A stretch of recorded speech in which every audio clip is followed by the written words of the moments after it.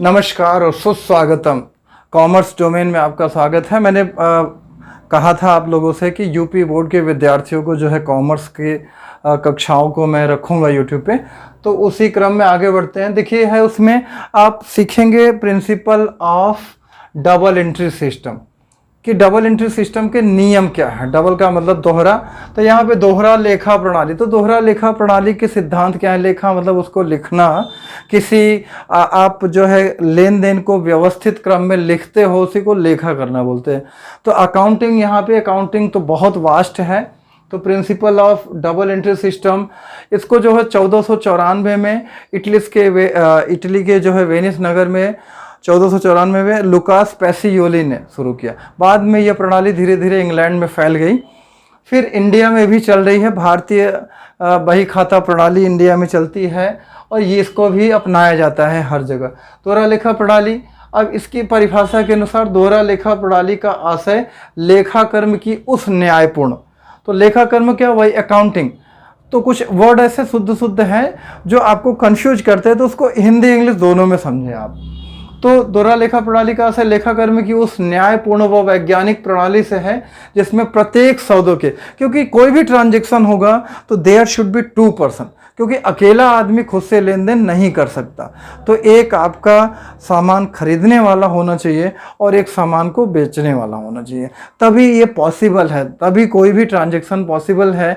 अकेला आदमी खुद से लेन देन नहीं कर सकता। इसीलिए वहाँ पे लिखा है सौदे के दोनों रूपों में से एक रूप को, तो सौदे का दोनों रूप, एक पाने वाला एक देने वाला, तो एक रूप को ऋणी डेबिट बोलते हैं और दूसरे को धनी, कुछ निश्चित नियमों के आधार पर कुछ निश्चित उद्देश्यों की पूर्ति के, क्योंकि कोई भी ट्रांजैक्शन करोगे तो देयर शुड बी सम गोल। तो यहाँ पे अपना गोल प्रॉफिट होना चाहिए।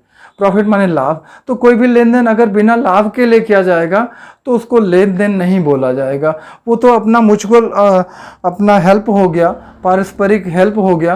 तो यहाँ पे दोहरा लेखा प्रणाली के प्रिंसिपल के बारे में आप सीख रहे हैं कि हमेशा जो है सौदे का 2 पक्ष होगा, एक आपका डेबिट पक्ष होगा और एक क्रेडिट। अब ये डेबिट और क्रेडिट पक्ष क्या है ना।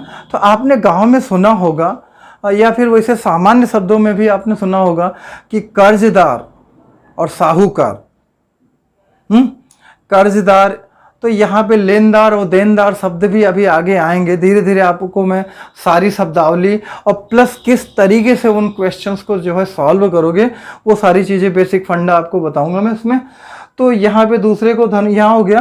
तो डेबिट और क्रेडिट के बारे में बता रहे थे। डेबिट मीन्स आपका जो है डेबिट शब्द जो है डेबिटर, डेबिट शब्द आपका डेबिटम शब्द से बना हुआ है यहाँ पे, ड्यू फॉर दैट, कि उनसे दे मीन्स किसी व्यक्ति को आपने अगर उधार सामान वगैरह दिया है तो उनसे आप कुछ पैसा, कुछ धनराशि प्राप्त करेंगे। जो भी सेवा या वस्तु आपने उसको दिया है उसके बदले कुछ ना कुछ, you have to receive something from that person, so that's why he और सी विल बी डेबिट, तो वो डेबिट होगा।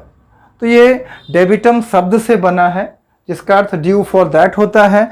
और कॉमर्स में जो है आपको इसको जो संकेत रहेगा उसको DR से डिनोट करना पड़ेगा। यहाँ डॉक्टर नहीं करेंगे, DR से आप दिखाएंगे, इसको दर्शाएंगे डेबिट के लिए। और क्रेडिट है आपका, ये क्रेडिट शब्द से बना है, ड्यू टू दैट, उनको दे। यहाँ पे शुद्ध हिंदी है, दे माने दिया जाना, ठीक है। तो उनसे दे, वो देगा, और यहाँ उनको दे, आप उनको दोगे, जिनसे आपने what you have purchased, whether goods और सर्विसेज, तो जो भी आपने सेवा या सामान लिया है उसके बदले you have to definitely give something to that person, not something in terms of money देना पड़ेगा, आपको पैसा देना पड़ेगा। मैंने बताया पहले कि म्यूचुअल कोऑपरेशन को कोई भी ट्रांजैक्शन नहीं बोला जाएगा, उसकी एंट्री नहीं कर सकते आप उसको। तो ये दोहरा लेखा में किसी सौदे को 2 बार लिख देना, ऐसा नहीं कि दोहरा लेखा का मतलब 2 बार लिख दिया जाए। तो यहाँ पे प्रत्येक सौदे का डेबिट होगा और क्रेडिट होगा, उसी को यहाँ पे दोहरा लेखा प्रणाली में आगे आप जो है जनरल के माध्यम से उसमें देखेंगे कि एक पक्ष डेबिट होगा और एक क्रेडिट होगा। तो प्रत्येक डेबिट का क्रेडिट होगा और प्रत्येक क्रेडिट का डेबिट होगा। तो इस दोहरा लेखा प्रणाली में सीखेंगे। तो आज के क्लास में आपको इतना ही। काफ़ी मुझे लगता है आगे के क्लास में इसके आगे आपको ले चलूँगा, जनरल एंट्री के बारे में और इसके प्रिंसिपल्स क्या क्या हैं।